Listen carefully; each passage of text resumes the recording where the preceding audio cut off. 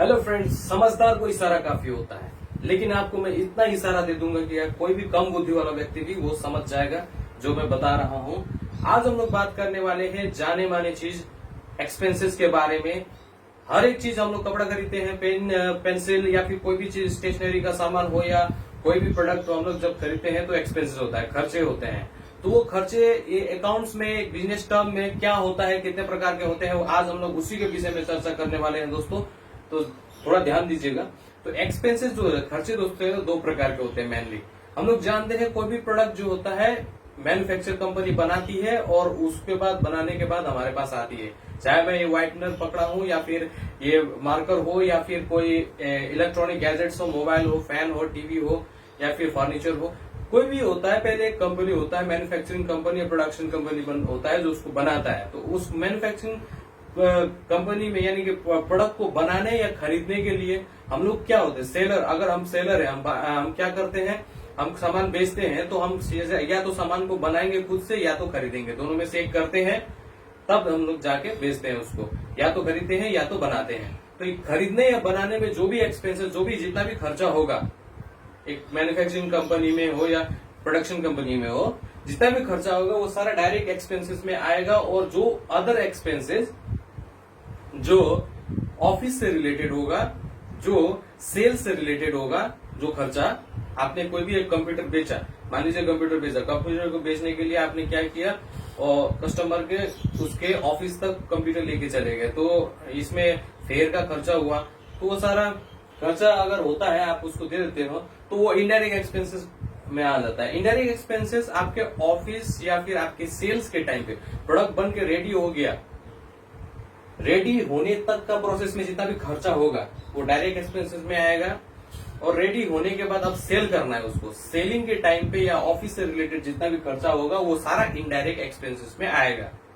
तो बात क्लियर हुई। तो डायरेक्ट एक्सपेंसेस में दोस्तों क्या क्या आता है वो हम लोग देखेंगे। फ्यूल हो गया, हीटिंग एंड लाइटिंग, ग्रीज, ये सब मैन्युफैक्चरिंग एक्सपेंसेस जो जैसे मैंने बोला, जैसे पैकेजिंग, लेबर लगाना पड़ता है प्रोडक्ट को। जैसे कंप्यूटर मैन्युफैक्चरिंग है, कंप्यूटर का अलग अलग पार्ट्स को, रॉ मटेरियल्स को खरीदना पड़ता है, उसके बाद जोड़ना पड़ता है उसको, उसके बाद उसमें जो जो हम लोग को ये करना है, एनालाइज करना है, वो सब करने के बाद उसको बनाना पड़ता है। Custom duty of import, custom duty एक प्रकार का टैक्स है जो इम्पोर्ट करते समय, इम्पोर्ट एक्सपोर्ट के टाइम पे जो टैक्स लगता है वो कस्टम ड्यूटी है।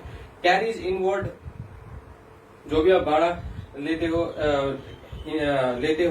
कैरीज ऑन परचेस, उस समय ढोते हो।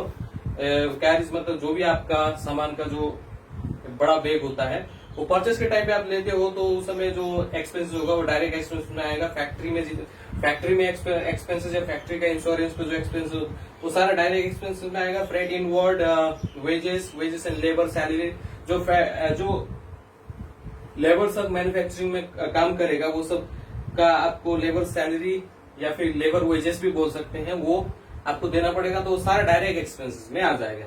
अब आते हैं इनडायरेक्ट एक्सपेंसेस में। जितना भी आपके एडवर्टाइजमेंट के लिए आपने प्रोडक्ट का एडवर्टाइजमेंट किया, हम लोग जानते हैं टीवी और फिल्मों में बहुत सारे एड्स हम लोग को देखने को मिलता है, एडवर्टाइजमेंट। तो वो एडवर्टाइजमेंट का जितना भी एक्सपेंसेस होगा, जितना भी खर्चा होगा, वो सारा इनडायरेक्ट एक्सपेंस में आएगा। ऑडिट फीस, ऑडिटर को जो कंपनी फीस देती है वो सारा ये फीस इसमें आ जाएगा इनडायरेक्ट एक्सपेंस में। बैड डेट मतलब डूबत ऋण, किसी को हमने क्रेडिट में कंप्यूटर दिया था या फिर कोई भी प्रोडक्ट दिया था, तो वो उसने आधा पैसा चुका, आधा पैसा चुका नहीं पाया, तो जो पैसा डूब गया उसको बैड डेट बोलते हैं। बैंक चार्ज, बैंक से रिलेटेड जितना भी चार्जेस होगा, बाउंसिंग चार्ज वगैरह, चेक बाउंस होने का, वो सारा आपका बैंक चार्ज सब इनडायरेक्ट एक्सपेंसेस में। बॉक्सेस एंड लेबल्स, ब्रोकरेज के टाइम में ब्रोकर लोग को जो कमीशन देना पड़ता है, जो पैसे देना पड़ता है, बायर और सेलर के बीच, एक खरीदने वाला एक बेचने वाला होता है, चाहे वो सेल्स हो चाहे कोई भी प्रोडक्ट हो, उनके बीच क्या करता है, तालमेल बैठाने वाला, उनके बीच साझा करने वाला एक होता है ब्रोकर, उसको जो फीस लगता है उसको ब्रोकरेज बोलते हैं। कैरीज आउटवर्ड, जो सामान आप बाहर भेजोगे उसमें से जो भाड़ा सब देना पड़ेगा वो सारा होगा। डिस्काउंट अलाउड, आप डिस्काउंट देते समय आपका इनडायरेक्ट एक्सपेंसेस होगा। कैरीज ऑन सेल, सेल के टाइम पे आपका जितना भी कैरीज करेंगे। कमीशन, कॉन्वेंस, डेप्रिशिएशन एक प्रकार का डिक्रीज ऑफ वैल्यू। जैसे कि मैंने कोई कार खरीदा या फिर कोई कंप्यूटर खरीदा, तो वो क्या होगा, वो डेप्रिशिएट होता जाएगा। मतलब कभी ना कभी उसको रिपेयर करना पड़ेगा, कभी क्या खराब होगा, कभी क्या माउस खराब होगा, कभी उसका कोई पार्ट काम करना बंद करता है, तो वो सारा एक प्रकार का डेप्रिशिएट होता है। मशीन जो होता है एक प्रकार का डेप्रिशिएट होता है, तो उसी को डेप्रिशिएशन बोलते हैं, मतलब डिक्रीज ऑफ वैल्यू। कन्वेंस एक प्रकार का चार्ज है। एक्सपोर्ट ड्यूटी, ये freight outward, interest on capital, increase insurance premium, so आप देना पड़ेगा वो सारा चीज। सैलरी ऑफ एम्प्लॉइज का जो सैलरी है, ठीक है, ये ऑफिस से रिलेटेड, ऑफिस में भी अलग से काम करने वाले जो एम्प्लॉइज होता है उनको जो सैलरी है। स्टेशनरी, जो भी आपका जो pen, pencil, rubber, eraser, register, ये सारा चीज आपका स्टेशनरी में आता है। Stock, telephone expenses, trading expenses, ये सारा जो ट्रैवलिंग एक्सपेंसेस वगैरह जितना भी है सारा इनडायरेक्ट एक्सपेंसेस में आ जाएगा दोस्तों। तो आई होप ये वीडियो आप लोगों को पसंद आया होगा, कुछ समझ में आया होगा। मिलते हैं अगले वीडियो में, तब तक के लिए good bye and take care. Thank you.